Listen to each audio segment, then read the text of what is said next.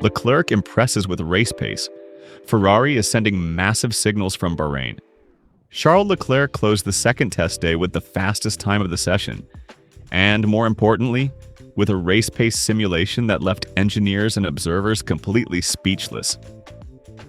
Ferrari posts the best time at Scuderia by half a second ahead of all competition, and the signals coming through are genuinely encouraging.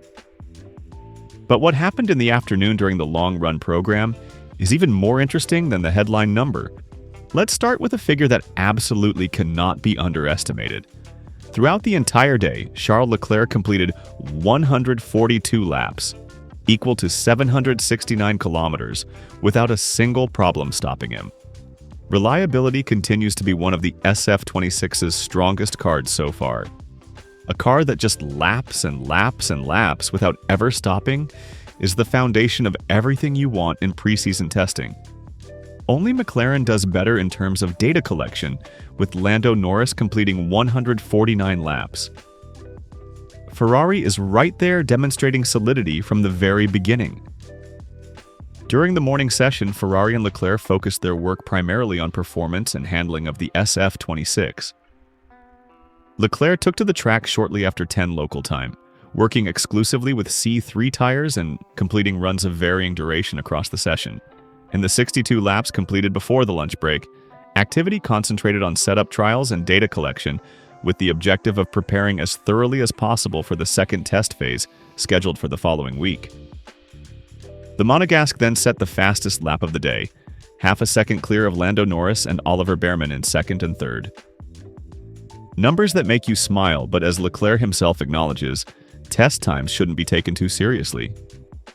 What matters is the overall work program, not a single timed lap extracted from specific conditions, and it was precisely in the afternoon where the most interesting data arrived, the data that truly excited Maranello's engineers.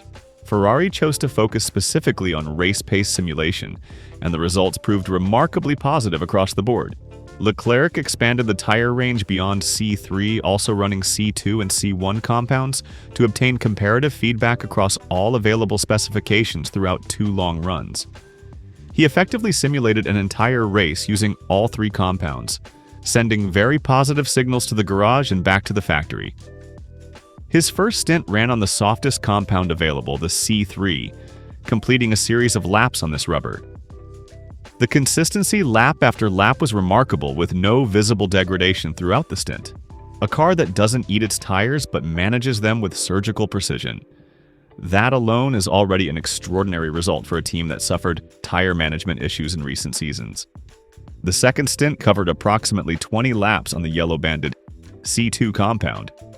Official times weren't available due to issues with Formula One's live timing system, but even on the medium compound, times reportedly remained consistent according to information emerging from the paddock.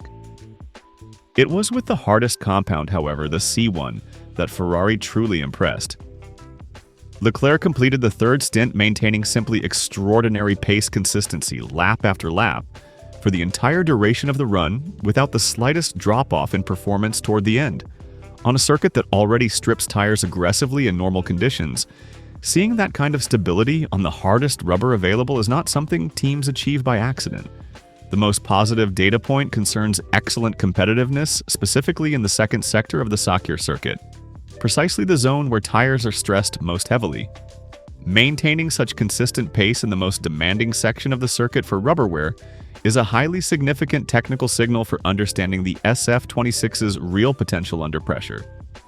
It tells you the car's mechanical and aerodynamic balance is working in harmony, not fighting the rubber. In modern Formula One, race pace is everything. You can be fast on a single lap, but if the car destroys its tires, you're going nowhere in a race. What the SF26 showed on that afternoon was a machine that respects its rubber, holds its pace, and doesn't collapse in the final phase of a stint when degradation typically bites hardest. This is exactly the type of data Ferrari was searching for. Not qualifying pace, not a hot lap glory run, but the capacity to run an entire race distance, maintaining competitive rhythm across all 3 compounds. It's the difference between a fast car and a winning car, and Ferrari knows that distinction better than anyone after years of close but ultimately disappointing championship battles. The only other team to complete a similar simulation program was Norris on the McLaren, with the British team also making a very strong impression throughout the session. But Ferrari was right there alongside them, demonstrating the ability to compete with the very best on this fundamental front. Two teams that already appear to have a clear direction on how to approach race management in 2026. Whether this translates into genuine competitiveness when racing arrives at Melbourne remains the question everyone is asking. "My part of the work in this first test is done," Leclerc said. "We completed the program without any issues, which is always a positive aspect. It's pleasant to look at lap times, but in testing they don't mean much. Our attention stays on ourselves and our own work." The feelings in the car were quite good, but we're still in the early stages. Today, the objective was to cover the maximum number of laps possible and complete all scheduled tests, Leclerc added. "We keep working and progressing step by step." Measured, wise words reflecting a new maturity in Leclerc.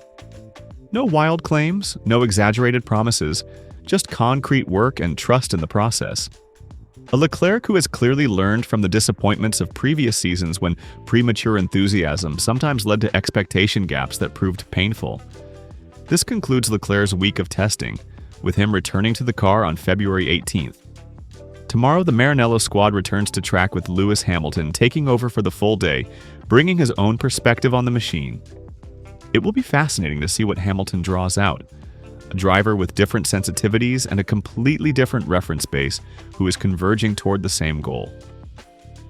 Understanding and improving the SF26 before Melbourne.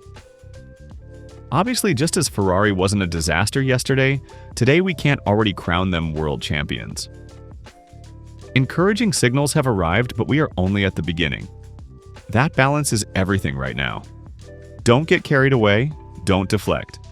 Collect the data, analyze it, understand where strengths lie and where improvement remains. Melbourne is still distant, and 2 more test sessions remain before the first race. Looking at the second day as a whole, what strikes most isn't the fastest time, it's consistency. A car completing 142 laps without trouble, maintaining regular times across 3 different compounds on a track that stresses tires heavily, is a serious racing machine. The Ferrari of 2025 was unpredictable, difficult to manage, a car that would dance around and catch drivers out. This SF26 already appears to have a different character. More stable, more predictable, more manageable. Leclerc himself talks about good feelings and data in line with simulator predictions. That simulator-to-track correlation is pure gold for a team that wants to develop quickly and efficiently throughout the season. If this trend continues through the second test and then into Melbourne, we could genuinely be looking at a Ferrari finally competitive at the highest level. But, as Leclerc rightly says, we are still in the early stages. The SF26 is not a timid Ferrari, and the work continues step by step.